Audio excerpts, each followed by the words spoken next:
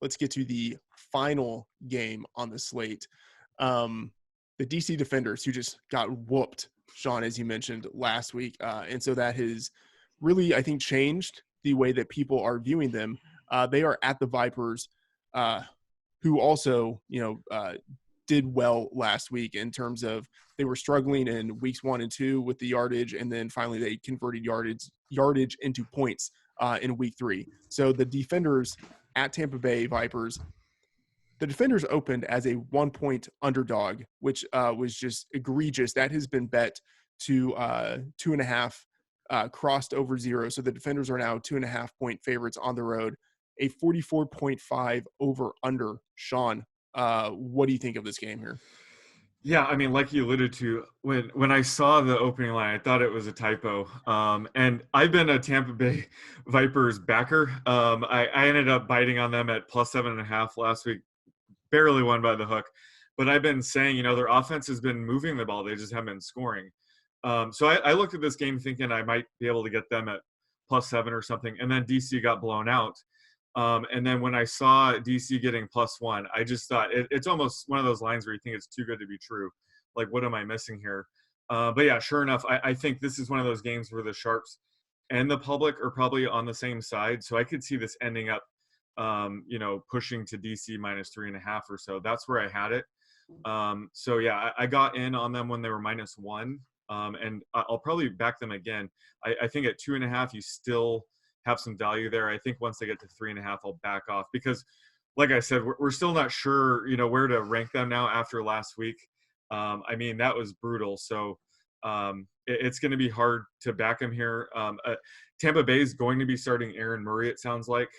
So once they get their QB situation a bit more stable, I think they're going to surprise some people, but it's a little too soon to be backing them here. So yeah, -2.5 is still a play for me on DC.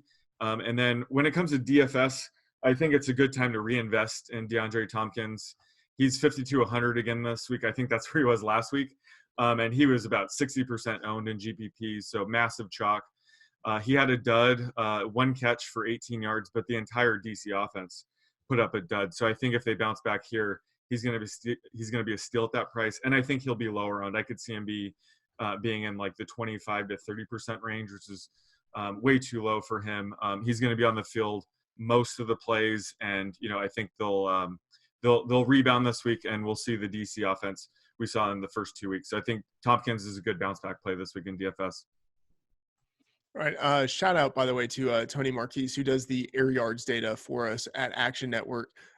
He was looking at the air yards specifically for the DC Defenders in week 3, and he noted that Cardell Jones, out of all the air yards he threw, 99 of them went out of bounds, 71 landed more than 5 yards away from a receiver, and 76 were intercepted. It was just an all-around horrendous performance that we saw last week. But I still have the Defenders, just in terms of power rankings, a half point ahead of the Renegades, and that might flip, but still overall optimistic on this Defenders team and waiting to see on Aaron Murray.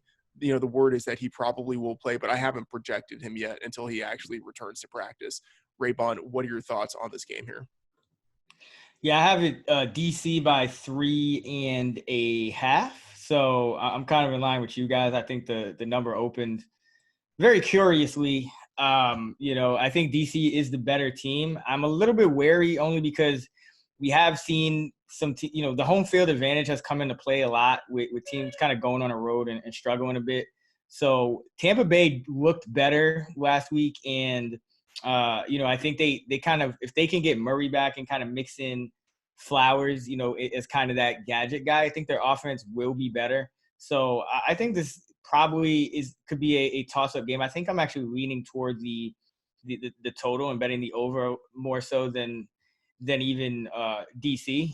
But I think they're the right play. But I think that you could see some more offense than you've seen out of Tampa in the first 2 games, more so like the last game. And DC, their defense proved not to be quite as strong as we thought it was. The Guardians, now we see, are just really bad on offense, and